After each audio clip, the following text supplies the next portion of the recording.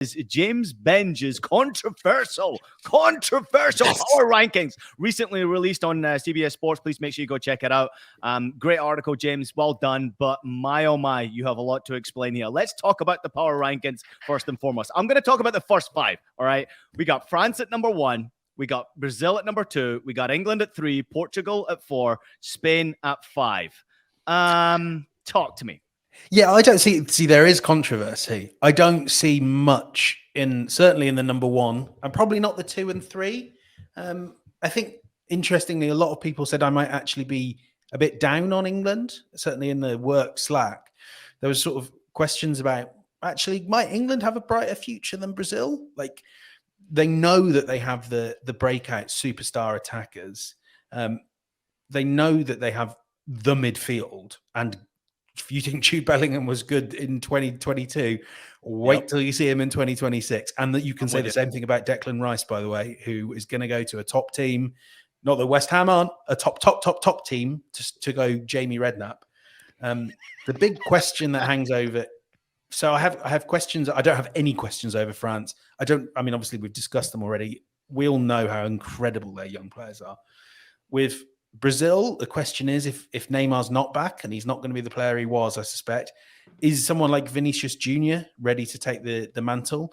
For England, it is a little bit more worrying. Harry Kane will be, I believe, 32 going on 33 in the USA. Will he? That's sort of right in the grey area of he could still be the man.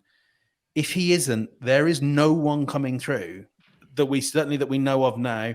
Maybe a Rashford or a Foden or a player like that could develop into a centre forward. But and everything else about England looks so bright. But have they lost that X factor striker? That's my worry with them. Yeah, I think in terms of considering Brazil, it sounds like Neymar is now going to take that Zlatan Ibrahimovic approach, where he basically takes time off for the meaningless games and then comes back for the important ones, which is never really ideal. When you've come so close to success, or feel like you've come so close to success, and it still eludes you. I mean, I fear for Brazil in many ways, because they're going to have to move on from Cheech now as coach. And that means kind of rebuilding, the national team as like a group, and in terms of their chemistry. There's going to be some old players, older heads, who need to go. Thiago Silva is not going to be there, for the next World Cup, as evergreen as he has been. I think that was probably the last hurrah for him. And they're, with Neymar, you just wonder if it, will never actually sort of happen.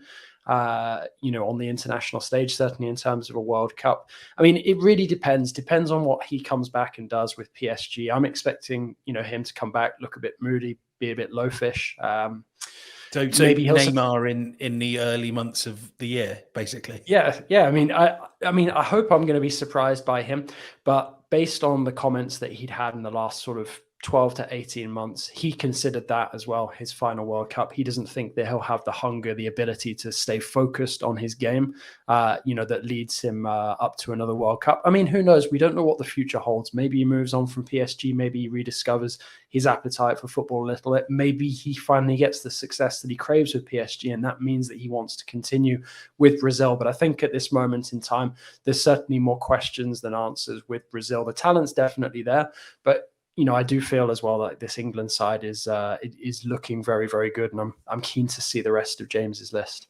All right, let's have a look at the graphic here that will bring up all of our rankings, and then we can really get stuck into it here. I obviously disagree with both of you on Brazil. I have them as my top team, simply down to the fact that they have some really good youngsters coming through that I'm hoping by the time 26 rolls around, they're ready to roll.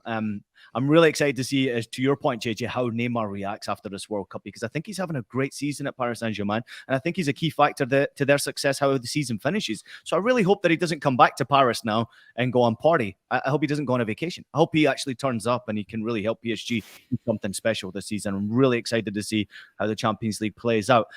James, let's go into the remaining teams in your top 10.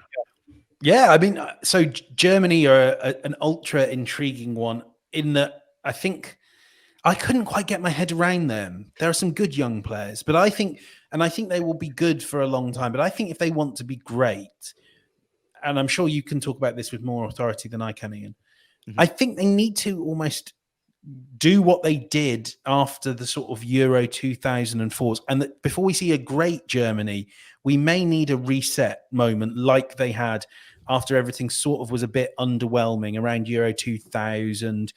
I mean, underwhelming, they still made the World Cup final in 2002, but they understood that they needed to change what German football was.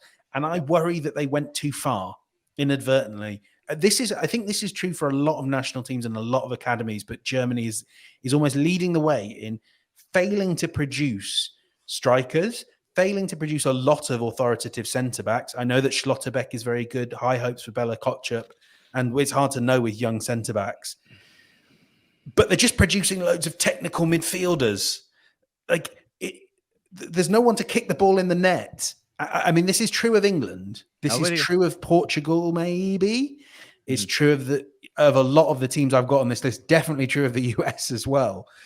And this is a big existential question for football. And I think normally when these things happen, 15 years later, we're going to end up with more strikers than we know what to do with.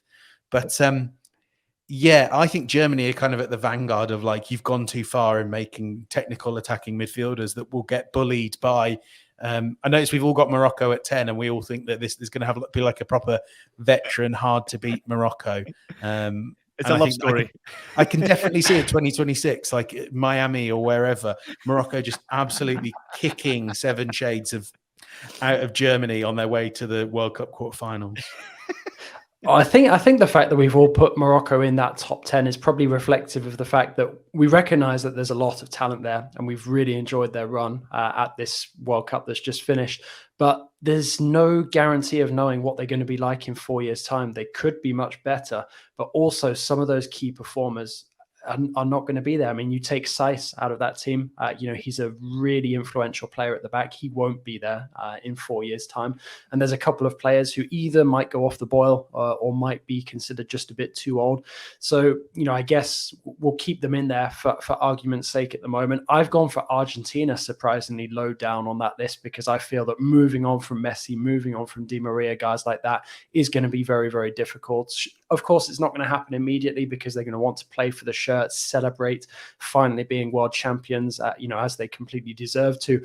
But for me, I feel like the next World Cup is going to be a tough one. Not necessarily sort of curse of the defending champions tough, but I certainly can't see them defending their title at this moment in time. But obviously, it's 2 days out from the end of the last tournament. So, Germany, I completely agree with James. I think there's more questions than answers there. I think Italy will come back stronger from their disappointment of not being at the World Cup, and I feel that Spain.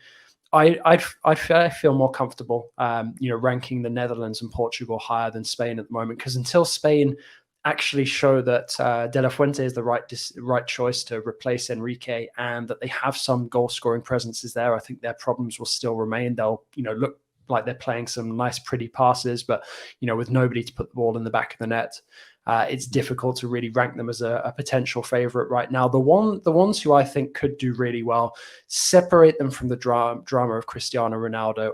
Portugal, for that one game, looked great, looked like they really might upset the apple cart late on in the tournament. And for me, if the next 2 to 4 years are without Cristiano Ronaldo sort of having his overbearing influence, no negativity from Fernando Santos anymore, I think if you let them off the leash, they could be your real surprise package there. All right, we've got a couple of minutes left. James, I got to come to you here because we do have some comments jumping in, as you probably just noticed there. Matt saying, Ian and James, you really think the US men's national team is a top 10 team? I think that's pretty much a slap in our face there, James. JJ apparently doesn't love the country that he's working for. Let's be... Yeah, exactly. JJ, you got to play it smart, mate. We want to be... I thought about this, and I thought, do I put the USMNT in there? Do I put Canada in there? The answer's always yes. And then in like 3.5 years' time, it'll be held up being like, look at this clown. Look at what he predicted. Which is pretty much what happens. The point anyway. is, it's sort of, what are the two sweetest words in the English language, according to Homer Simpson? Default. And the US are going to be there. So if you're kind of thinking, who might win the World Cup? Well, the US have one advantage over all bar two other teams in my power rankings, in that they will actually definitely be there. Like, lightning isn't going to strike, them, and that they vanish off the face of the earth. I mean, especially with the world being what it is, just knowing that you're going to be at the World Cup puts you a fair way ahead of everyone else. I should say as well, and you can read this all on CBS on our website. Unlike these two wastrels, I was instructed to do my rankings up to 25. So I just wanted to throw out a few of those. I had Ukraine at 11. I mean, remember, this is a team that won the Under-20 World Cup most recently. You've got Mudryk, you've got Lunin, you've got Zabani as well. We talk about countries that you don't know what it'll be like in a few years' time. And obviously, I hope that 2023 is a lot brighter for the people of Ukraine. I think they've got a really, really good football team that are going places. The other ones to obviously mention, I thought someone would put them in the top 10. Norway, Erling Haaland, Martin Ødegaard, they're quite good. Let's hope so. I think the only reason that I wouldn't put somebody like a Norway, and I say this because I asked a Norwegian journalist about it a few months ago, and there were just so many questions about every single member of the team, bar Haaland and Ødegaard, and the feeling is that it's going to be harder for Haaland to really sort of rebuild himself in the same way that Zlatan Ibrahimovic did to carry fellow Scandinavian nation Sweden over a 10-year period or so. That's true. I do wonder how long Haaland's spell at the top will be. It's like a Joel Embiid, isn't it? Where you wonder. The other one I wanted to mention was Ghana. That team. No one quite kind of said it at the time, including myself. They were the youngest team at the World Cup. 15 on your rankings. Nice. Yeah, and they're a really, really young squad. You're running through that list. Kudus, 22. Lamptey, 22. Oh, they're all 22, by the way. Yeah. It's there's some real talent, and I think the 48 World Cup will have its drawbacks. But I think I mean I didn't get the sense that 32 there were that many bad teams in the field of 32. I thought maybe you could argue there weren't any if you saw what Costa Rica and Canada did. So I think that might be the fun. I think 48 might be too big, and I'm with you you can never go back. The problem is you can never turn it round. We're never having another 32-team World Cup.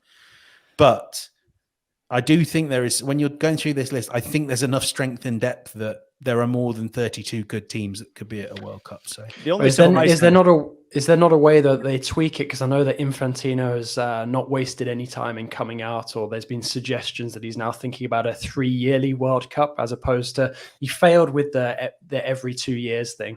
But, wanting to shave 1 year off of that, 4-year wait, maybe there is a possibility that they go with something sort of in the between. I'd love a play-in tournament that you have 32, but maybe you 16 automatically qualify and it begins with another knockout stage, something like that. Like the playoffs we do, but kind of right on the cusp. I think that might be really fun.